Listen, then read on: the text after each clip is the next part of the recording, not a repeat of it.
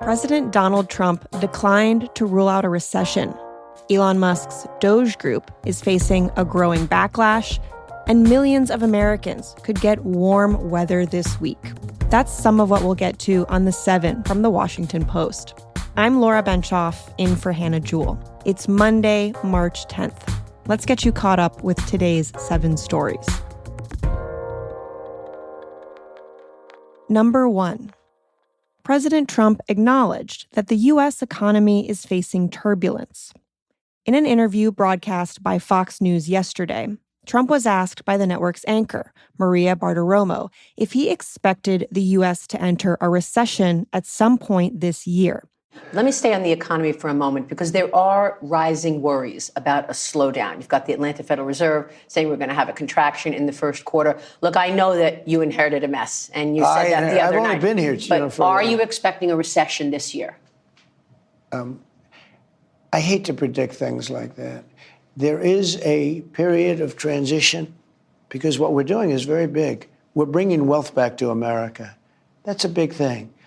And there are always periods of, it takes a little time. It takes a little time. But I think it should be great for us. I mean, I think it should be great. His recognition of economic disruption was notable because Trump swept into office in part due to discontent about inflation under President Joe Biden. In recent weeks, the economy has been stuttering from Trump's efforts to impose tariffs on Mexico, Canada, and China. Last week, he watered down tariffs on Mexico and Canada following a slump in stock markets worldwide. It showed that Trump is not immune to political or economic pressure, even at the height of his power.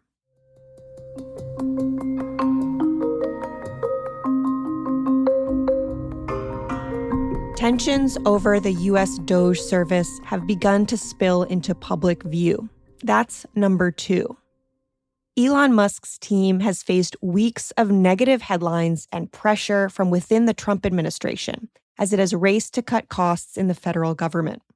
Last week, President Trump sided with frustrated agency heads, saying that they, not Musk, are in charge of making cuts in their departments.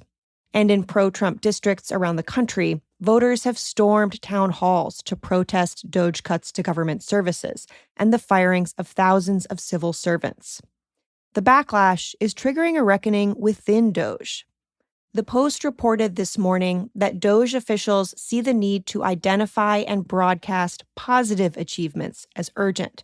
They're on the hunt for wins that they can use as a part of a PR blitz to change the narrative about the work that they're doing.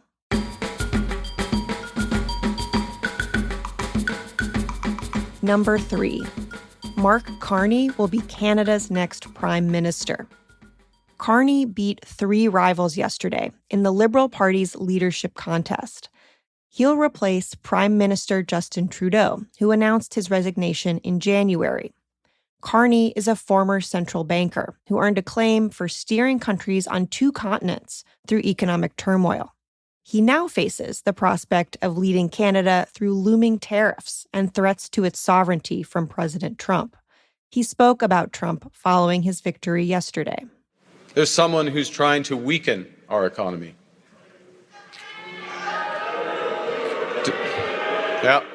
Donald Trump.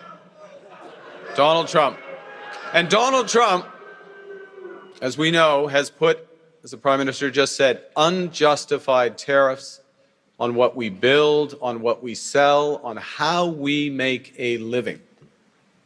He's attacking Canadian families, workers, and businesses, and we cannot let him succeed. Carney is expected to formally replace Trudeau as prime minister in the next week. A federal election must be held by October, but analysts expect Carney to call a snap election much sooner.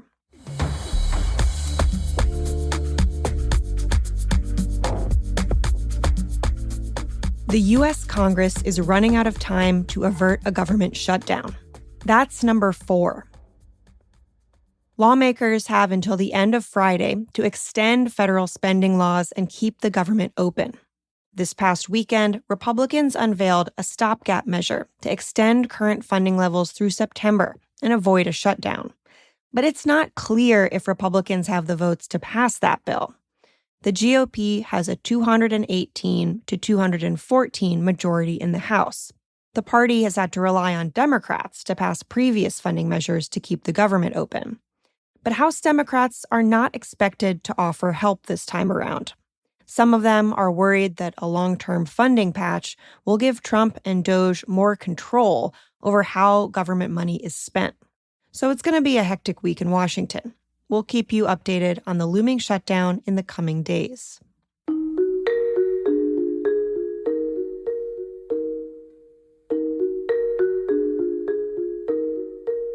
Number 5. Israel threatened to cut electricity to Gaza. Yesterday, in a statement on X, Israel's energy minister said he would immediately cut off power to the Gaza Strip.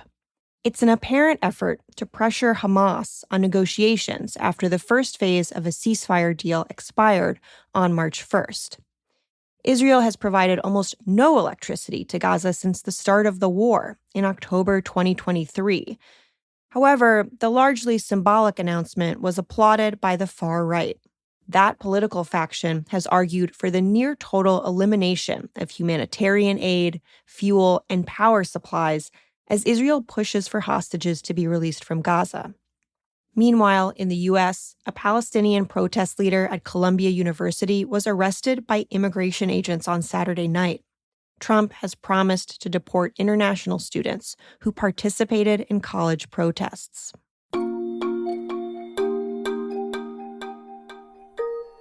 Much of the U.S. could have temperatures higher than 70 degrees this week. That's number 6. Around 170 million people across more than 30 states can expect warm weather.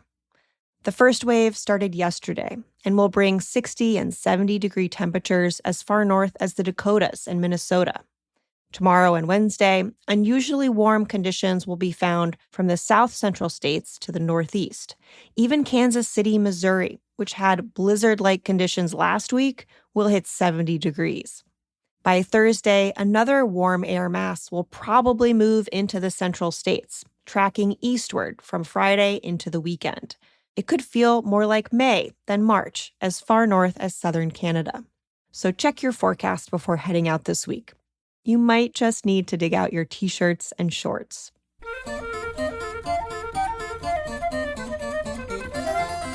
And at number 7, a silver coffee pot made by Paul Revere could be yours for $1.2 million. In 1775, Revere galloped through the night to warn Massachusetts colonists that the British were coming.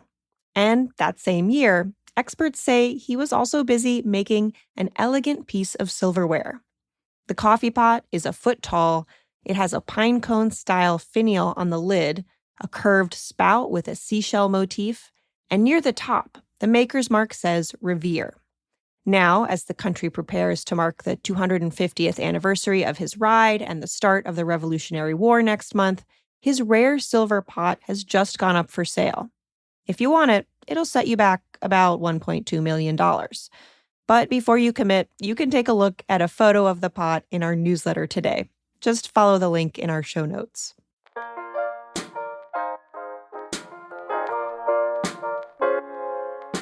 All right, you're all caught up. If you like the podcast, a great way to support our work is through a subscription to the Washington Post. Right now, you can get a year's all-access digital subscription for just $40. Subscribe to the Post by going to washingtonpost.com/subscribe. I'm Laura Benshoff. I'll meet you back here tomorrow.